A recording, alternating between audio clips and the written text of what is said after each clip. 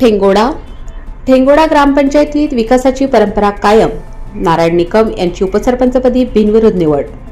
27 February 2025 रोजी ठेंगोडा ग्रामपंचायतीच्या उपसरपंचपदासाठी आज झालेल्या निवडणुकीत नारायण माधवराव निकम यांची बिनविरोध निवड झाली. गुरुवार दुपारी 12:30 ग्रामपंचायत कार्यालयात झालेल्या या निवडणुकीत ग्रामसेवक, सरपंच, सर्व सदस्य, ग्रामपंचायत कर्मचारी आणि गावातील नागरिक मोठ्या संख्येने उपस्थित होते.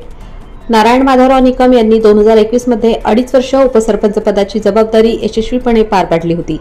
याच काळात त्यांनी प्रभारी सरपंच म्हणूनही काम पाहिले. त्यांच्या कार्यकाळात त्यांनी संपूर्ण मानधन, शैक्षणिक आणि सार्वजनिक कामांसाठी खर्च केले.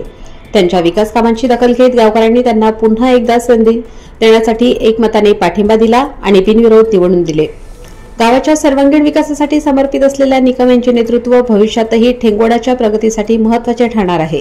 त्यांच्या बिनविरोध निवडीमुळे गावात उत्साहाचे वातावरण असून ग्रामस्थांनी त्यांना पुढील वाटचालीसाठी शुभेच्छा दिल्या आहेत. प्रतिनिधी नयन शिवदे, ठेंगोडा.